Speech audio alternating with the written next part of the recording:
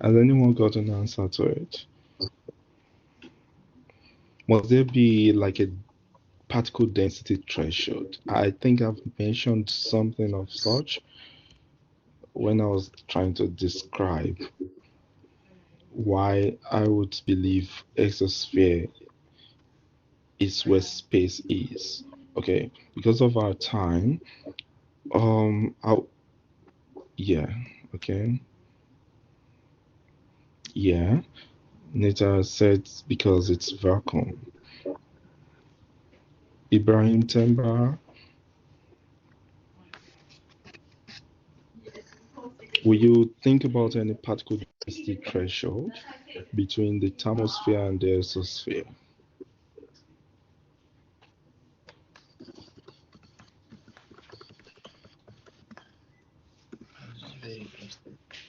Okay, okay.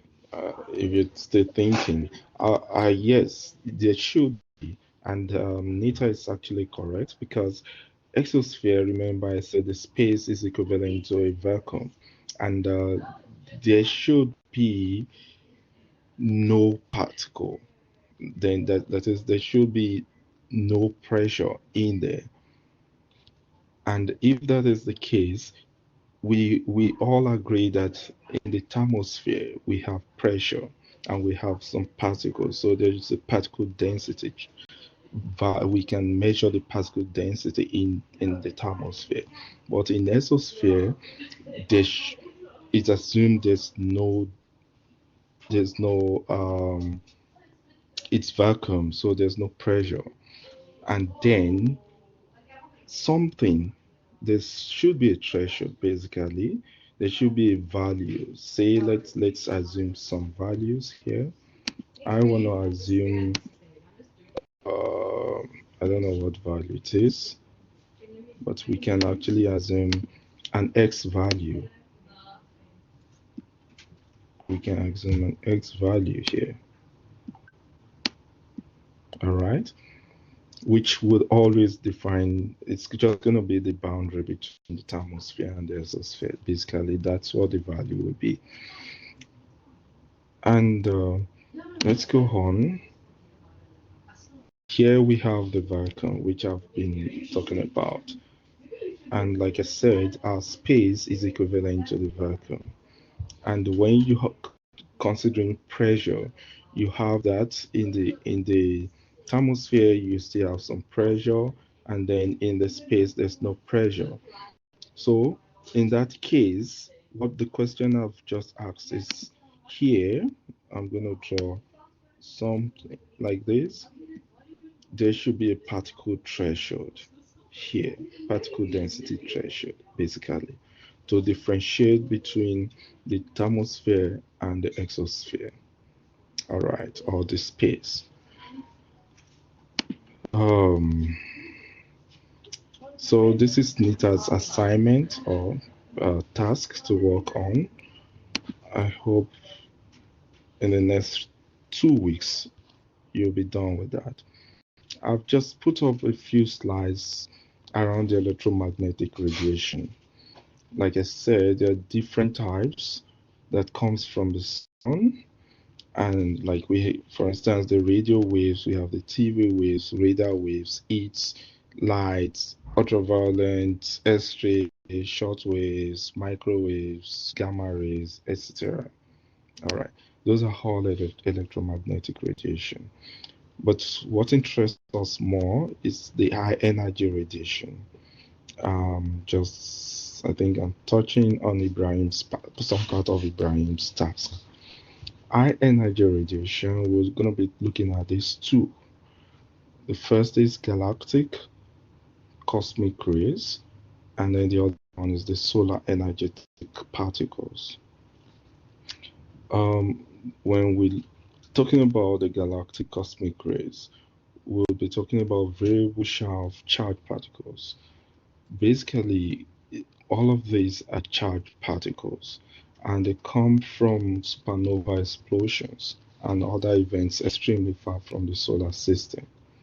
Okay, if you look at this diagram carefully, let me just go back and draw blue, here, can you see?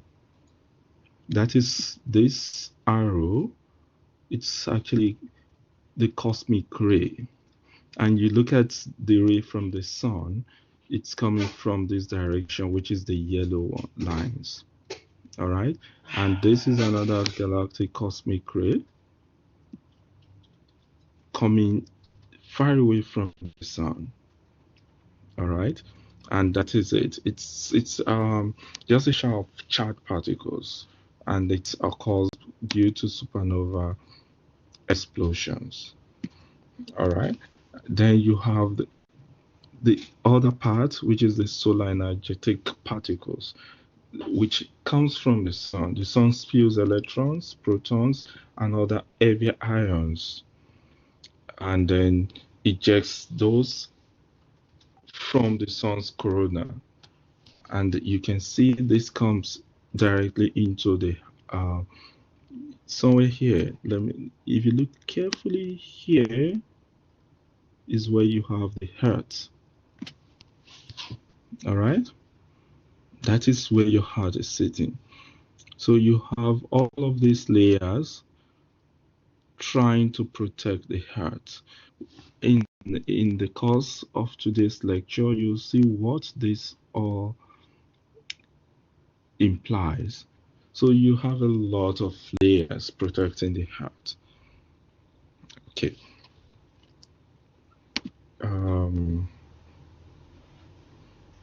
Yeah. And this is an interesting one. This morning when I was coming, I was trying to drop my daughter off at school, and she was actually telling me about, is it head tremor and all of the natural disasters.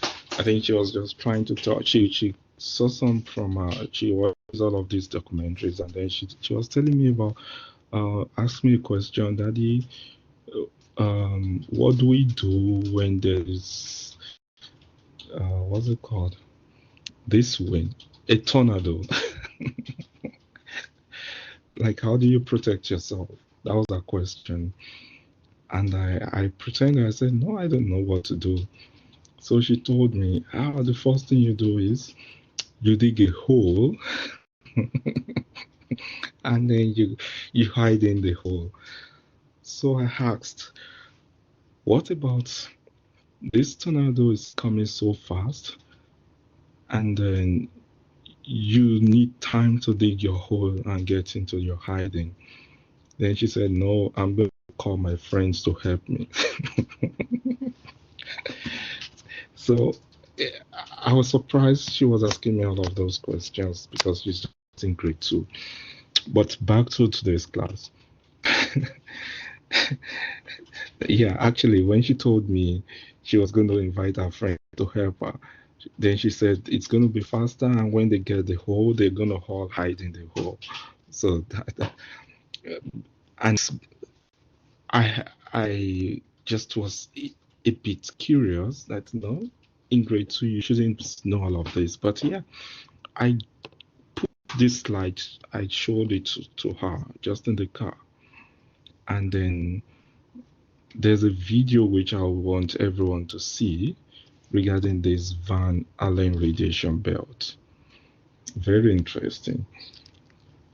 The question is, when missions are sent outside the Earth orbit, do they all have to travel through these belts?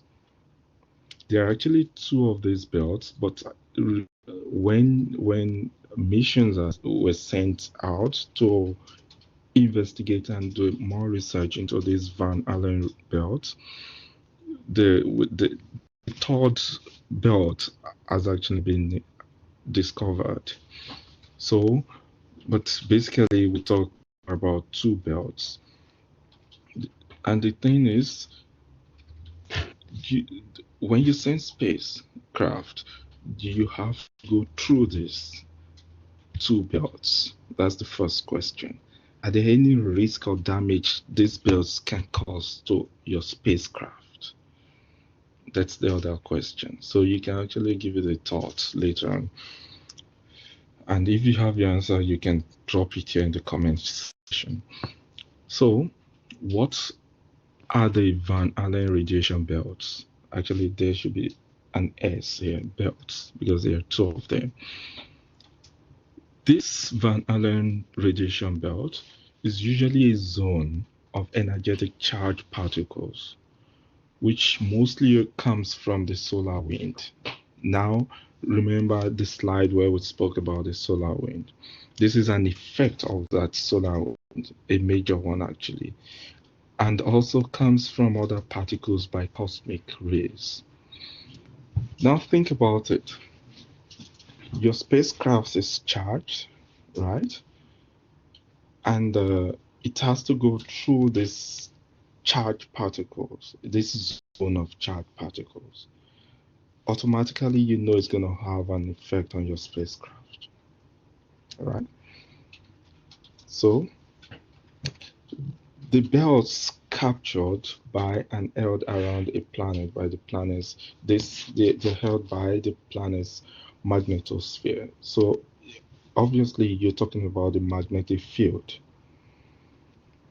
of these belts. And those are things that, as engineers, we need to actually think about in our spacecraft architecture. Okay, so the first part of this diagram, that's the A part, shows clearly, I'll use this, shows clearly your Van Allen belts. And interestingly, you have about 5,000 kilometer gaps between the two belts.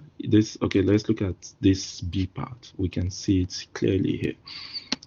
This part, that's the inner zone, and this green is the outer zone.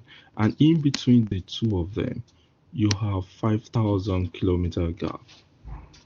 The question now is, why do you have this 5,000 kilometer gap between those two? If anyone has any answer to that, you can just drop it before the end of the class. But I want you to have watch a video of how this is formed and discover around it. All right. What we'll be talking next about is the space weather, space climate, and radiation. But before we do that, I would want, where's that video? I want to share this video with you guys. I need to stop recording.